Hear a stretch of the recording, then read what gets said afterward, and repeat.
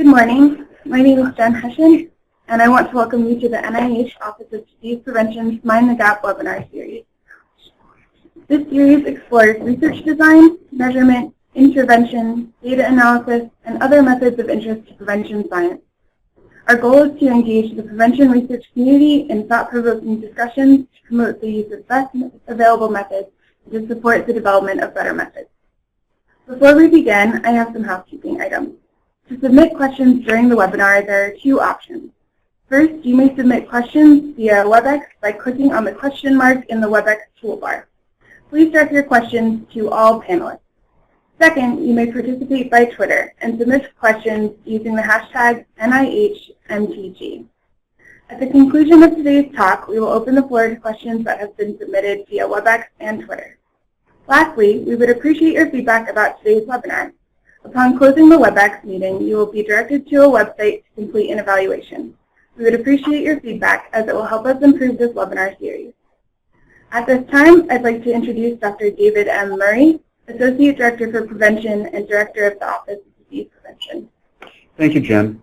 Today's speaker is Dr. Monica Talliard, who is a Senior Scientist of the Clinical Epidemiology Program at the Ottawa Hospital Research Institute and Associate Professor in the School of Epidemiology and Public Health at the University of Ottawa.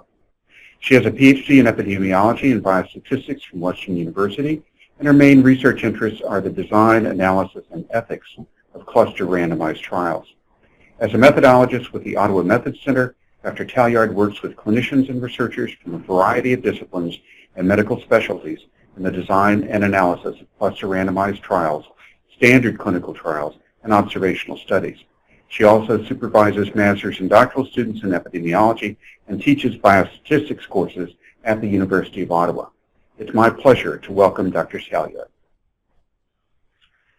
Hello, everyone. Well, I'm absolutely thrilled to be presenting about stepped wedge cluster randomized trials today, and I'm especially thrilled to be doing it with Dr. David Murray on the line, although a little bit intimidated, nevertheless. Dr. Murray's Green Book on Design and Analysis of Group Randomized Trial has been a trusted resource throughout my career. So thank you very much for the kind invitation, Dr. Murray, and for the introduction. So I think I'll get right into my presentation here. And so what I want to do is start with a brief reminder about what cluster randomized trials are before I describe what the stepped wedge version of the cluster randomized design is. I then want to highlight some key methodological considerations in stepped wedge trials, and I want to describe some methods of analysis and sample size calculations for this design. And I'll conclude with some advantages and disadvantages of this design. So I'm sure this audience might need no introduction to cluster randomized trials, also known as grouped randomized trials. But these are trials in which the units of randomization are intact groups, for example, hospitals, medical practices, or even entire communities. But the outcomes are observed on multiple individuals within each cluster. So a key characteristic of this design is that multiple observations from the same cluster are usually positively correlated, which of course reduces the effective sample size. Now the strength of the correlation within clusters is usually measured by a parameter called the intra-cluster correlation coefficient, or ICC, a very important parameter which I will be referring to throughout my presentation.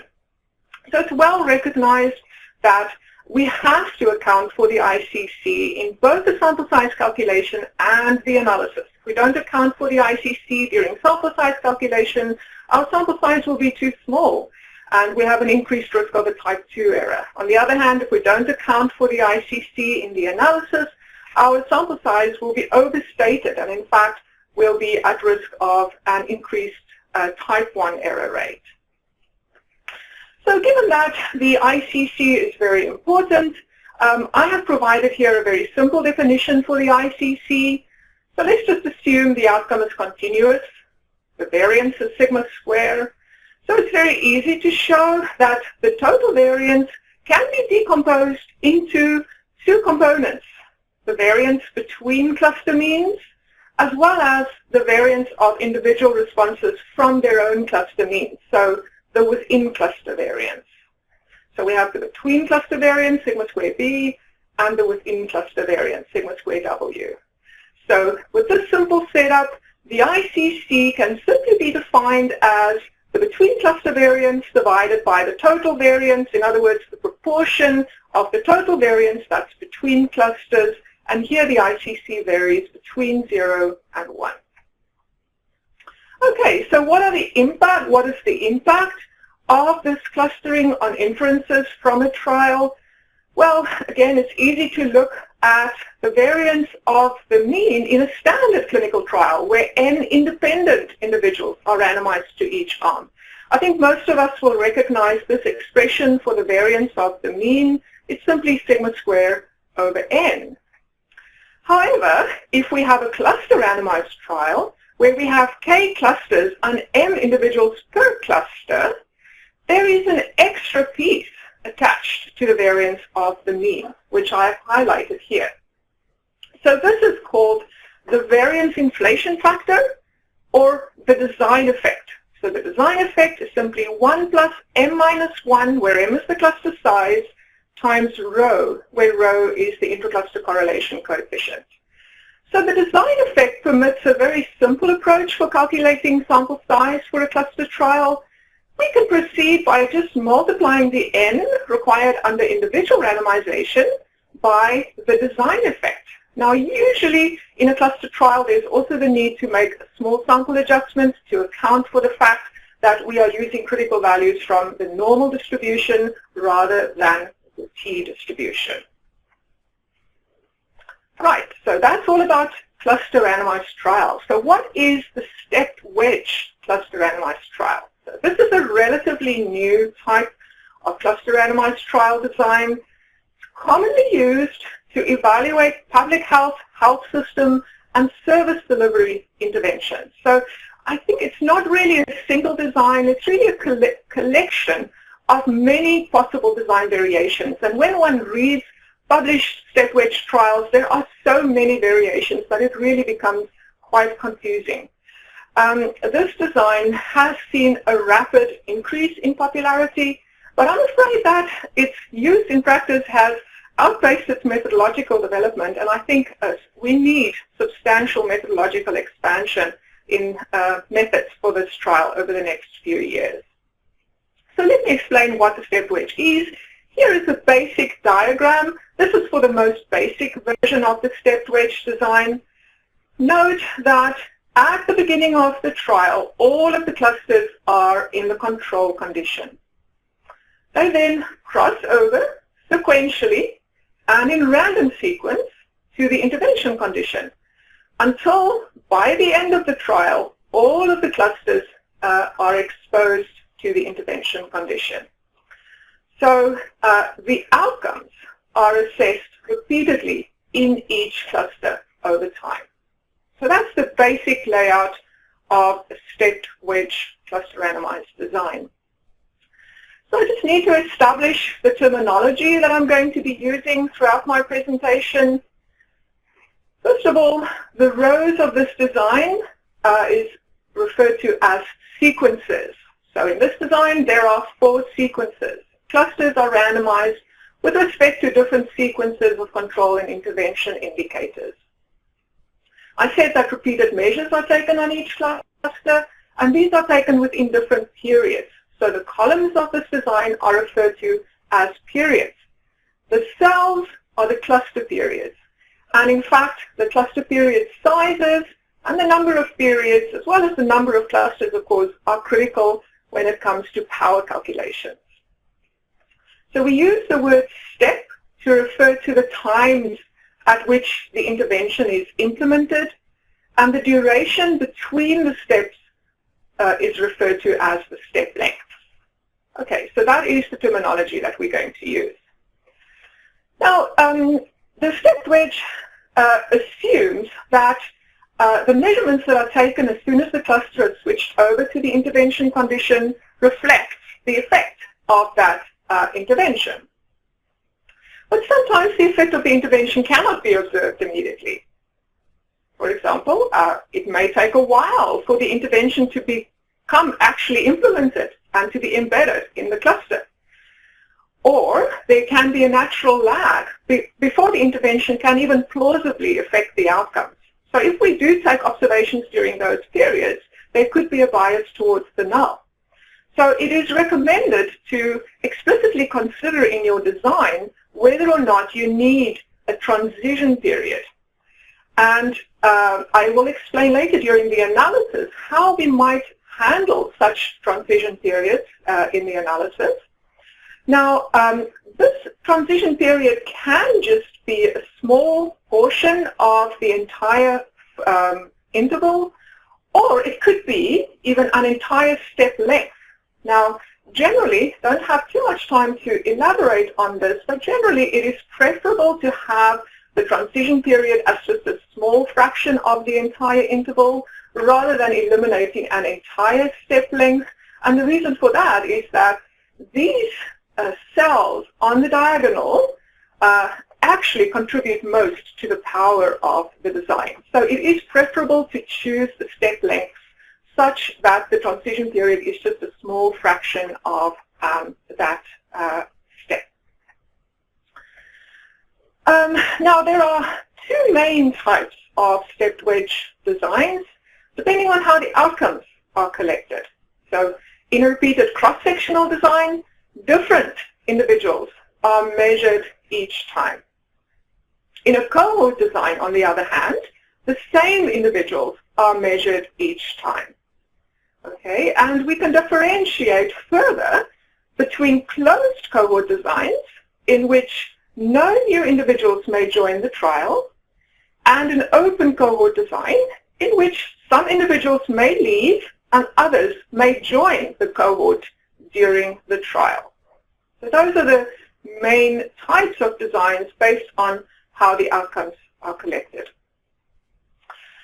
I have two examples here which illustrate some of these features. So the first one is a step wedge design to assess the cardiovascular health effects of a managed aquifer recharge initiative. That's an engineering system that was designed to reduce the salt content in drinking water supplies.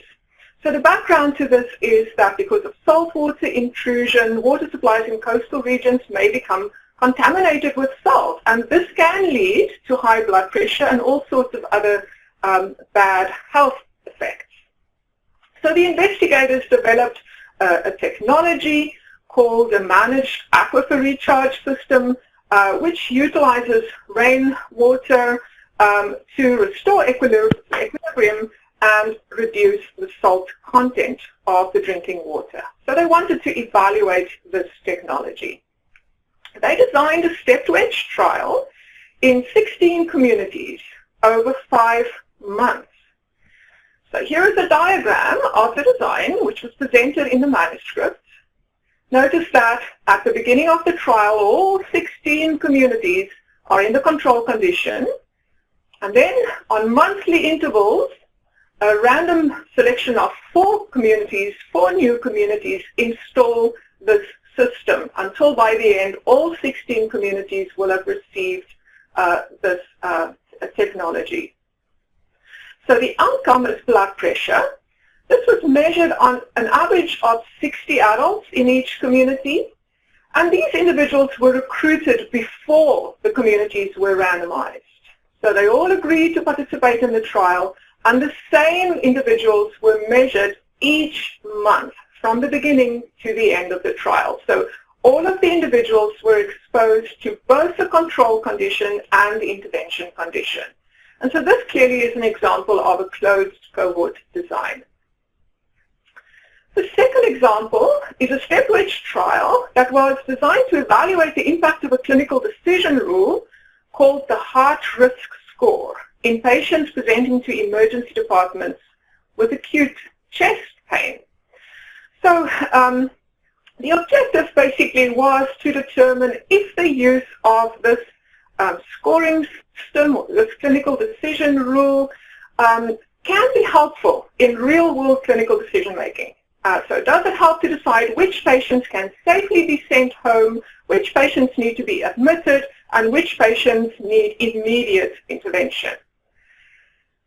So the primary outcome in this trial was the incidence of major adverse cardiac events within 6 weeks from the initial visit. So they designed the trial as a step wedge trial. They had 10 participating emergency departments, and these emergency departments started in the control condition in the first month, and then on a monthly basis, one new clinic adopted the heart risk score to guide clinical decision making. So they expected around 60, again just coincidentally the same cluster period size. They expected an average of 60 patients to arrive at each emergency department per month with chest pain. But clearly they go away, so they have a very short exposure. They go away, and at 6 weeks their outcomes are measured. But these are different individuals who are measured each month. So this is an example of a cross-sectional design. Right. So step wedge designs have several key characteristics that really complicate their design and analysis.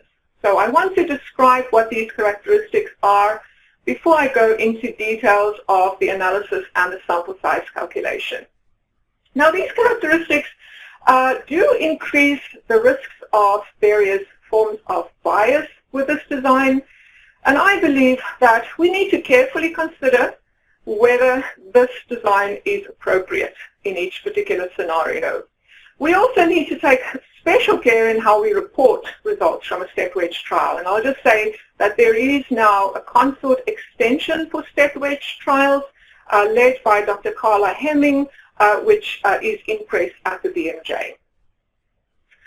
So the first key characteristic is that in a step wedge trial, the intervention effect is partially confounded with time. So this is very important. By design, the intervention effect is confounded with time. And the reason for that is that, as you can see, on average, the observations in the control condition occur at an earlier calendar time than the observations in the intervention condition. And if there is a secular trend present, meaning that there's a natural improvement or deterioration in the outcomes over time, the effects of the secular trend become confounded with the effects of the intervention. So as a result, analysis for the stepped wedge must always adjust for time, even if it's not statistically significant. The second issue we need to consider is that there is an increased risk of contamination with this design. So each cluster, as I said, is exposed to both the control condition and the intervention condition. Now, it could happen that some clusters who have to wait a very long time for the intervention, they decide to implement the intervention earlier than they should because they weren't willing to wait. Or it could be that the actual time to deliver the intervention may take longer than expected in some of these clusters. So that could lead to a contamination. Of course, as long as we observe and track this, the actual exposure in each cluster, in each period, we can conduct an as-treated analysis, but we should note that this would deviate from a true intent to treat approach. The third key characteristic is that the effect of the intervention may vary over time. So this could be according to calendar time. So, for example, the clusters implementing the intervention at an earlier calendar time may have a different response to the clusters implementing the intervention at a later calendar time. But the effect could also vary according to the time since the intervention was introduced. So, for example, the effect of the intervention may become stronger as the clusters become more experienced. But the opposite is also true. The effect of the intervention could actually decay perhaps because there's a decrease in adherence or because the training that was delivered at the beginning is forgotten. So either way, an analysis which assumes that the effect of the intervention is constant through time may be biased. We need to consider this.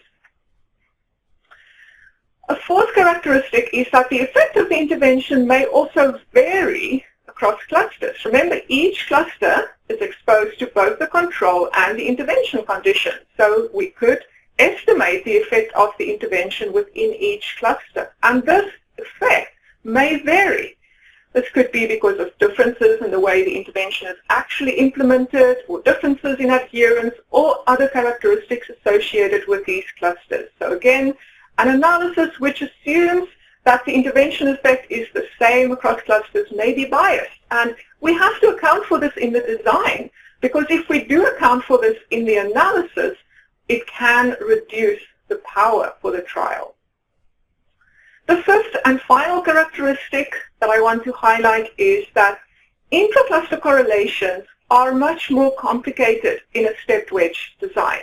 As I said, a stepped wedge takes repeated measures on the same cluster and possibly also on the same participants over time. So there are two types of correlation coefficients that arise.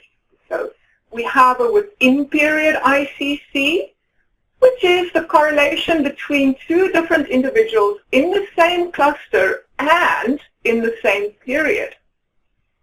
But we also have a between period ICC, which is the correlation between two different individuals in the same cluster, but in different periods. So one would naturally expect the correlation between individuals in different periods to be weaker than the correlation between two individuals measured in the same period. Now, in a cohort design, it gets even more complicated because there is a third type of correlation, namely the correlation in repeated measures on the same individual. Okay, so anyway, bias can be introduced by misspecifying the correlation structure. So we have to be careful about how we handle intra-cluster correlation coefficients in this design. So I now come to methods of analysis for the stepped wedge. Now there are many possible methods of analysis that have been considered. For example, there are some methods based on cluster period summaries, so cluster level methods of analysis, which kind of tend to reduce the complexity of these correlations. But there are also individual level methods, which is what I will be focusing on. Other approaches have looked at doing comparisons horizontally, meaning within each cluster, looking at a before and an after comparison within each cluster. We have to be careful that those comparisons, of course, have to somehow take account of the secular trend. And then there are other approaches that have looked at vertical time slices. In other words, looking at between cluster comparisons separately in each time slice. Of course, these avoid problems with the secular trend because all of these comparisons are randomized. However, we have to figure out a way of pooling all of these estimates across time. So there isn't really a consensus over the best method, but the method that I want to focus on is probably the most commonly used method, and that is based on pooling both within and between cluster information and using a general or a generalized linear mixed model for the analysis, GLMM. So the simplest and the most commonly used analytical approach for the stepped wedge is probably the model proposed in the seminal paper by Hussey and Hughes in 2007. So specifically for the stepped wedge design, cross-sectional stepped wedge design with a continuous outcome, they proposed a linear mixed effects regression model. So this model has a fixed effect for time, as it should, because we already said that the intervention effect in a stepped wedge is confounded with time, so we have to account for time. And note that this model assumes time as a categorical variable. Then we also have a fixed intervention effect. So X here is a time-varying binary indicator indicating the condition of the ith cluster in the jth period, either intervention or control. So the intervention effect that we are assuming here is a constant. And then we have a random intercept to account for the intracluster correlation coefficient. So very simple model with a random intercept which accounts for the intracluster correlation coefficient. We have to consider carefully the implications of this model. So first of all, let's think about the fixed effects assumptions imposed by this model. So the blue line here represents the response in the control condition over time. So that's the secular trend. And we have assumed a common secular trend across all the sequences and across all of the clusters. And because we are modeling time as a categorical variable, this is an arbitrary trend over time. So we have not assumed a linear or some other parametric trend over time, although that, of course, is possible. The red line represents the response to the intervention. And please note that it's parallel to the blue line. In other words, the intervention effect is constant through time. It does not vary. These are the assumptions imposed for the fixed effects by this this initial model that was proposed for the stepped wedge design. I should also note the assumptions regarding the random effects. So, as I said, there's a single random intercept for each cluster, and this implies that the ICC is constant over time. So no matter how far apart the observations are, these correlations are fixed over time. In other words, the within-period ICC is the same as the between-period ICC. So this assumption is unlikely to hold in most practical situations, unless, of course, the time span is very short. Usually, we would expect some decay in the strength of this correlation over time. So two alternative models have been proposed that try or that allow these correlations to decay over time. So I will refer to the original Hussey and Hughes model as Model 1. Model 2 I will describe. This model was proposed by Richard Hooper and colleagues at Queen Mary University of London, which allows for a between-period correlation. And then I'll also describe Model 3, which is a more advanced model proposed by Jessica Kaiser and Andrew Forbes at Monash University. So let me review each of these two models. The first one, the Hooper model, allows the between-period correlation to be different than the within-period correlation, but note that the between-period correlations themselves are fixed. So there is no further decay in the between-period correlations. While that assumption might be implausible as well, this model is very easy to fit. I've got some SAS code in the supplementary slides to use SAS. It's also very easy to fit in Stata or R or any other software package. And also, we have very simple design effects that we can use that can allow us to calculate sample size for this model. The alternative model, Model 3, the Chasm Model, allows the between-period correlations to decay exponentially as a function of the distance in time between the observations. So the correlation between observations that are separated by one period is higher than the correlation between observations separated by 3 periods or 4 periods. And so this model is probably more plausible. However, it's more difficult to fit. And I understand that currently SAS is the only software that can fit this model. Neither Stata nor R can fit this model, in my understanding.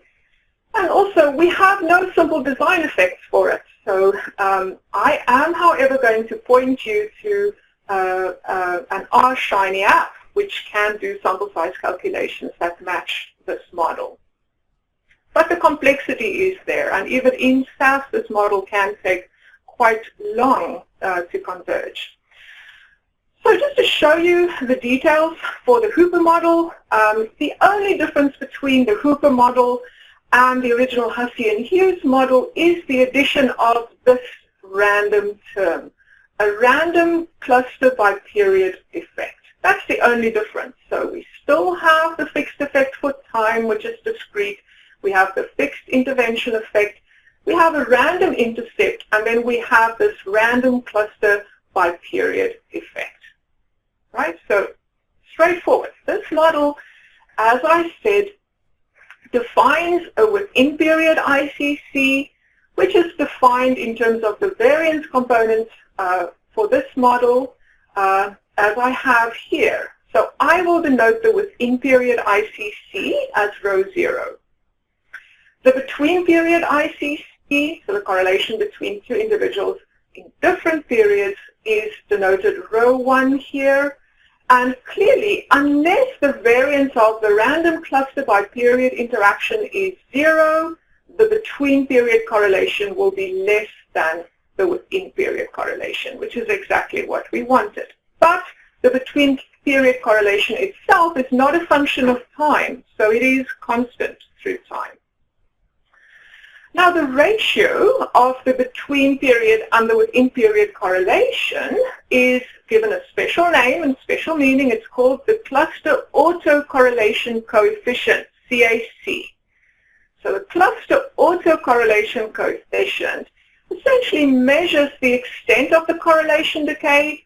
For example, if we have a CAC of 0.8, it means that there is a 20% decay in the strength of the correlation. And the cluster autocorrelation coefficient turns out to be an important parameter in our sample size calculation method, the method that I will be reviewing shortly.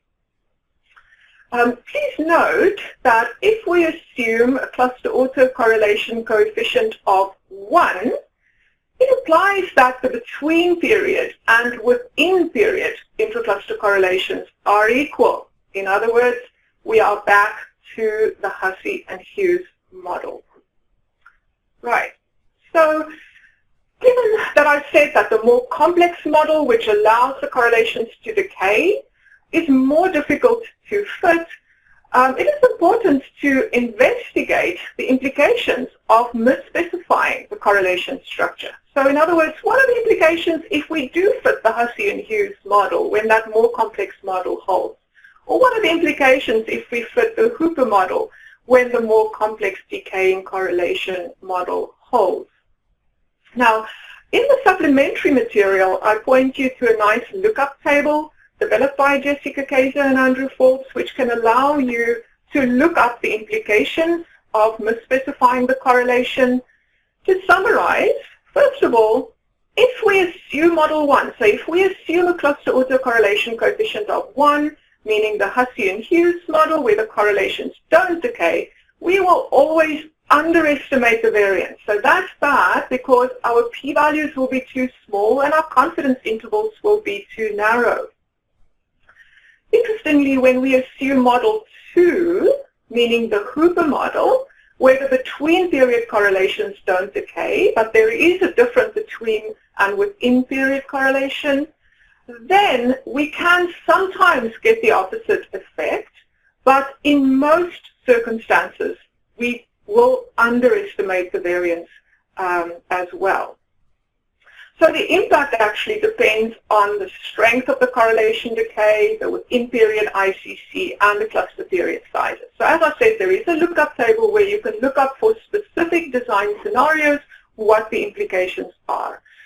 Generally, over-specification, in other words, assuming a more complex model, a model that allows for a correlation decay, does not lead to bias. Right, so that concludes my analysis section. I will just briefly mention some additional things you should consider in the analysis. First of all, I mentioned earlier there could be cluster treatment heterogeneity. So you may want to consider including a random cluster by treatment effect. As I said earlier as well, there could be a time-varying intervention effect. So you may want to consider including an intervention by time interaction. This could be either calendar time, assuming you've got enough clusters crossing over each period, or you may want to model that time on treatment effect, meaning looking for a difference with increasing duration of exposure to the intervention. It's also important to consider how you will handle delays or transition periods. So there are some options there. For example, you can simply omit observations during the transition period. Of course, that will decrease your power, so it's better to accommodate this in your design so that you don't lose power. You can also consider analyzing the observations rather than just a binary exposed or unexposed variable. You may possibly be able to model the effect of the observation where the intervention indicator is specified as a fractional variable. So for example, if you expect that during the transition period, clusters are only 50% exposed, you may code your intervention indicator as 0, 0.5, and 1. It's a little bit difficult to imagine how one might be able to fully pre-specify what the extent of exposure would be. So perhaps this matches more an as-treated type of analysis rather than intent to treat. Right. Sample size calculations. So sample size calculations for the stepped wedge can be based on simulation, on an analytical formula, or on design effects, as I described at the beginning for cluster randomized trials. So I only have time to review the very simplest approach, which uses design effects based on the Hoover model. Note that there are no design effects available for the Chasm model, but there is an R-Shiny app in preparation, which I will point you to. So if we are able to use the design effect, and we are willing to assume the Hoover model, then it's surprisingly easy to do the sample size calculation. The first step is to calculate the total required sample size, assuming individual randomization. The next step is to multiply by the design effect due to clustering. So this is the design effect that I introduced right at the beginning, except that I'm using the within period ICC. This is the within period ICC, not the total ICC over the duration of the study. And M here is the cluster period size, not the total cluster size. I then have to multiply by a second design effect to account for the fact that we have repeated measurements. I've got the formula for this repeated measures design effect on the next slide. Once we have multiplied by both of these design effects, we divide by our cluster size per period, and that gives us the total required number of clusters for the stepped wedge. Now we may need to round up to a multiple of the number of steps. That can be inconvenient, but that is the safest thing to do, because if you don't do that, your realized power could end up being less than what you expect, because the location for any extra cluster, the location where the imbalance goes, whether it goes in the first, second, third, or fourth step, that can affect your power. So what does this design effect for the repeated measures look like? Well, it's really straightforward to calculate. It's a function of the number of sequences, T, and this parameter R. And R is interpreted as the correlation between cluster means at two different times. So it's the ordinary Pearson correlation between cluster means, but we calculate it as a function of our cluster period size, our within period ICC, and our cluster autocorrelation coefficient. Remember I said earlier the cluster autocorrelation coefficient is an important parameter for sample size calculation. For a cohort design, there is also an additional parameter, an individual autocorrelation coefficient, which needs to be specified. So I have an example of the application of this methodology. But let me just say that, of course, our calculations critically depend on the assumed correlation structure. And also, we need empirical estimates for these correlation coefficients. So this can be challenging. Of course, for a standard cluster randomized trial, we also need an estimate for the ICC, so that's no different. But here, for the stepped wedge, we additionally need an estimate for the cluster autocorrelation coefficient, and that can be challenging. So what I have done in previous situations is I was able to obtain longitudinal data from routinely collected data sources and calculate these correlation coefficients using an analysis of variance approach. It's more easy for continuous outcomes. For binary outcomes, you may have to use a linear mixed model or some other method. It's more complicated in that case. But you have to take care, of course, that the period length is appropriate. If you have absolutely no information about the cluster autocorrelation coefficient, some rules of thumb have been suggested, for example, a CAC between 0.6 to 0.8.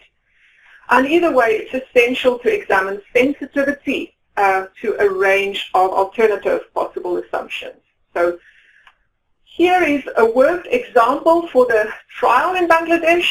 I don't really have time to go through all of the details. These are more or less the assumptions that they present in the manuscript. They assumed the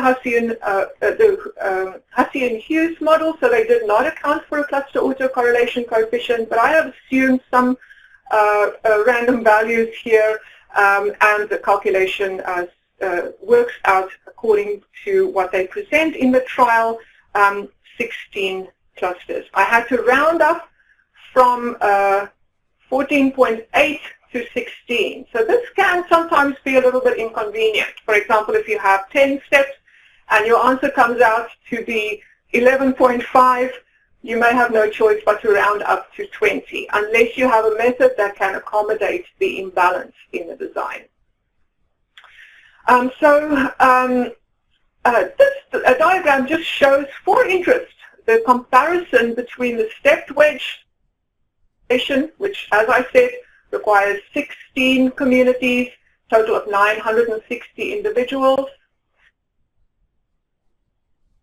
Design over 1 month. Of course, this trial would end a lot sooner, but they would require a substantially higher number of communities, and this design would probably not be feasible. If they adopted a before and after design, they can dramatically reduce the required number of communities. But, of course, this design, it's not surprising that it requires more communities because it has fewer measurements. But what if they did it as a parallel arm design with the same number of measurements? And even here, the required number of communities is still more than for the stepped wedge design. So usually, in most circumstances, the stepped wedge requires fewer, smaller number of clusters than parallel arm designs. So how can you do the sample size calculations? Well, there are some resources here. There's an R package developed by Jim Hughes, which does not allow for correlation decay. And there is the R-Shiny app, which is a beta version, and which has great flexibility for a wide variety of possible designs. It does permit allowing for the correlation decay according to the Chasm Model. It also allows for cluster treatment heterogeneity. I should just mention that all of the methodology that is currently implemented here assumes that you have a large number of clusters. It may not be appropriate for a small number of clusters. Right, so I will conclude now with just some advantages and disadvantages. First of all, advantages. So in my experience here at the OHRI, there is a lot of enthusiasm for the stepped wedge design among clinicians. And I think the main reason it is so popular is that all clusters have the opportunity to receive the intervention during the study. So it's a lot easier to recruit clusters, family practices or hospitals or communities, if everybody will receive something during the trial. And it may even be a requirement of a health system stakeholder or a funder that everybody has to get something that's supposed to improve outcomes.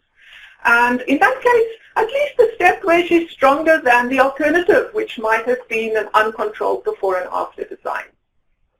Also, as I mentioned, the stepped wedge usually reduces the the number of clusters that are needed for this trial.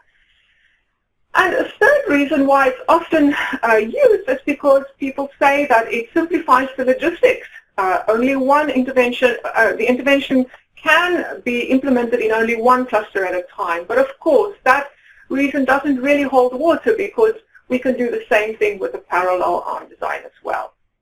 Now, there are many disadvantages, and I think that's the reason why we have to be a little bit cautious and careful about adopting this design.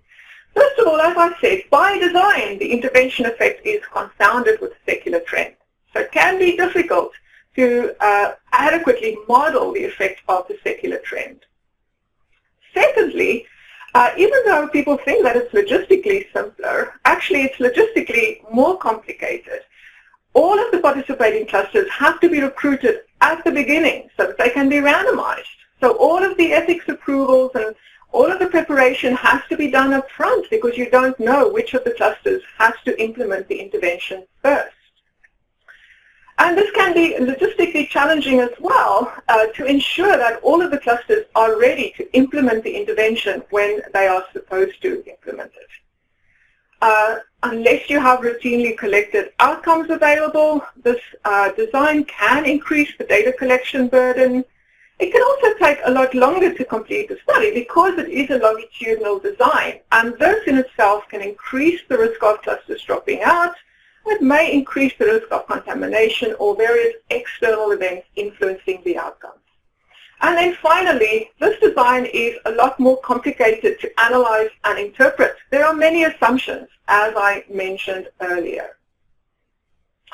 So in conclusion, I will say step wedge is rapidly increasing in popularity, but it has many methodological challenges. There isn't really a consensus over its design and analysis at the moment. We need a lot more methodological development, and we probably have to carefully consider whether adoption of this design is justified. And I have a special concern about the use of this design for a very small number of clusters because that complicates the interpretation and also doesn't really easily allow investigating whether the model assumptions are satisfied. And for that reason, I think it's prudent to be cautious about adopting this design. So I have a few key references and then some supplementary material which you may access that shows some of the code and some additional information. And that is all I have. So thank you very much, and I'm happy to take questions. Thank you, Dr. Talliard. Very interesting, and we've gotten questions from our audience, and certainly I have questions of my own to ask about the material that you presented.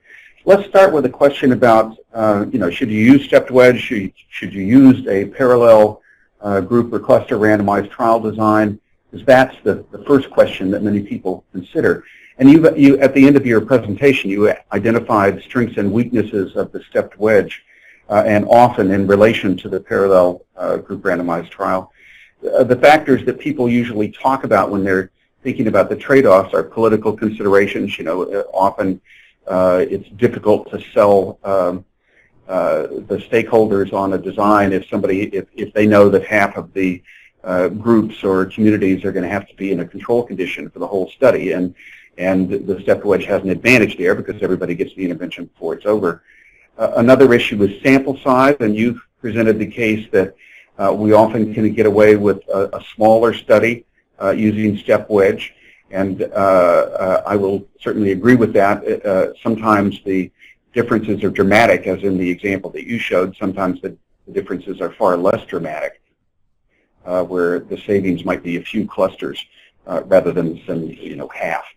Another factor that's often discussed is the time that's required for the study. Often you can get the answer faster with the traditional parallel group randomized trial than with a stepped wedge. Another factor that's discussed is cost. There's certainly a lot more data collection in a stepped wedge than in the traditional parallel group randomized trial. And then the last one that we've encountered at NIH in some of the studies that we're supporting is the risk of history effects. That is, something happening during the course of the study that could greatly affect the outcomes. That certainly can happen in a parallel group randomized trial, but it seems to be particularly problematic in step wedge because those studies often take longer, and so the risk is greater. Any comments that you'd like to make about any of those issues beyond what you've said already? Well, I think that was a really great summary of the strengths and weaknesses. I think the only thing to add, which I find people struggle with, is just the logistical complexity of getting everything organized on time and on schedule and right at the beginning, because all of the clusters have to stick to the randomized timing of the intervention. Right. I would agree that that is an additional complication. A question that comes up often as people are thinking about planning these studies, usually the two questions: how many clusters do I need, and how many steps do I need? Can you offer any general advice about advantages, disadvantages of more steps or more clusters? Yeah. So, oh, sorry, I've lost my.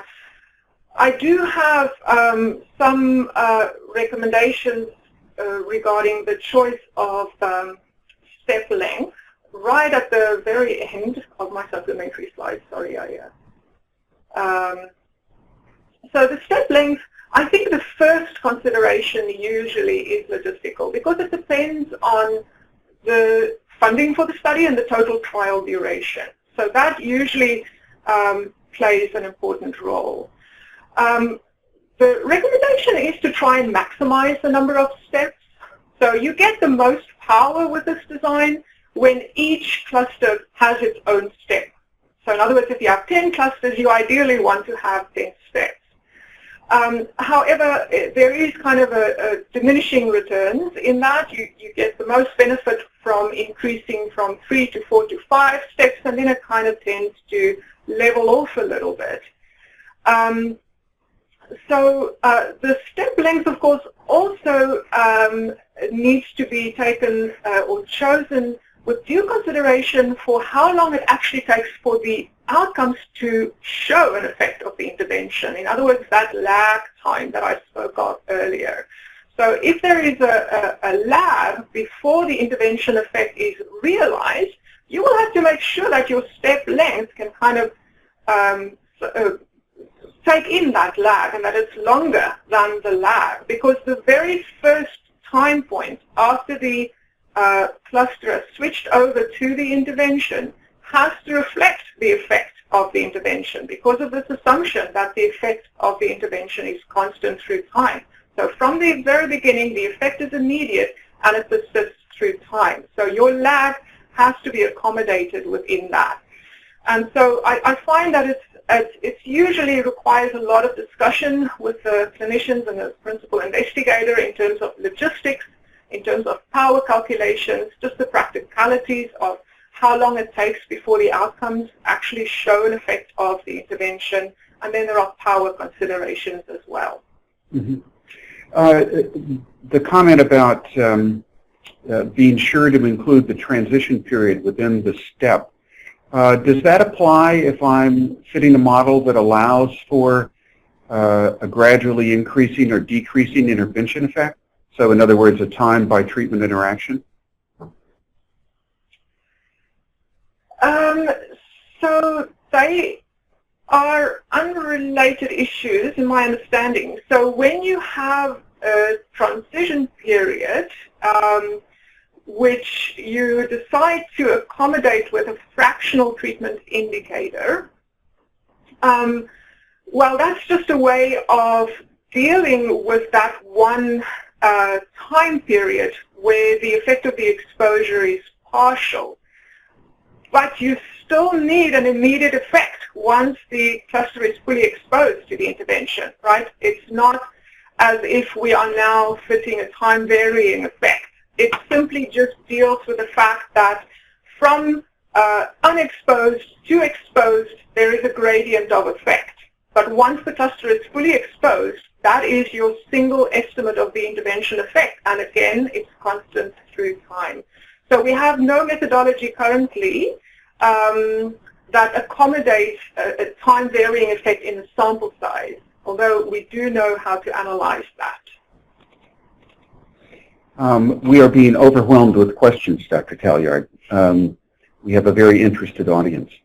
One of our viewers has asked, what about survival outcomes, time-to-event outcomes, where interclass correlation doesn't really exist, and so a design effect doesn't really exist?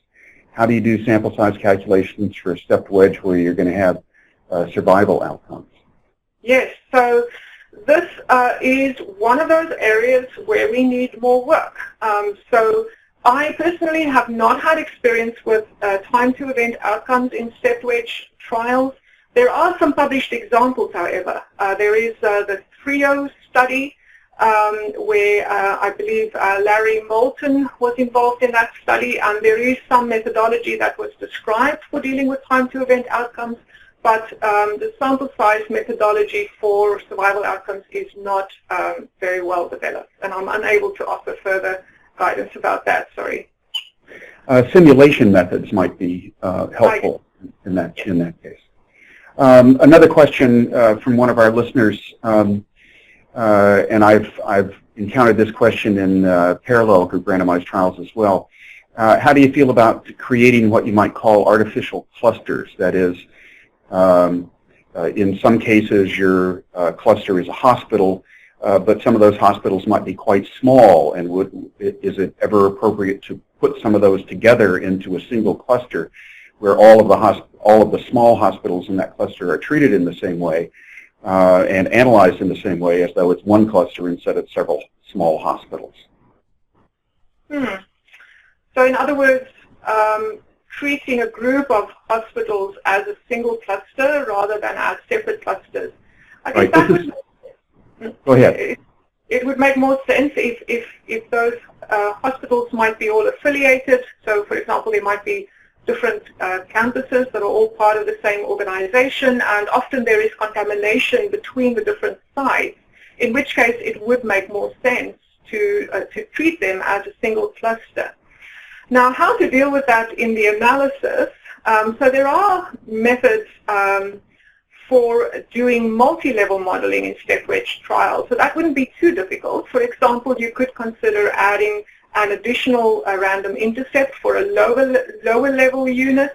But I would imagine that some of those models might be more complicated to fit if you only have a few clusters that are grouped together like that. Usually, yeah, I don't think I have any further insights about that scenario. You mentioned that you had particular concerns about step wedge designs with a small number of clusters. What would you consider to be a small number? Yeah, so I often get the question, what is the minimum number of clusters that you would consider for a stepped wedge trial? And so I have, I think Peter Morrow has a toolkit for field trials in which there is actually a published recommendation that the minimum number is 6 for a stepped wedge trial.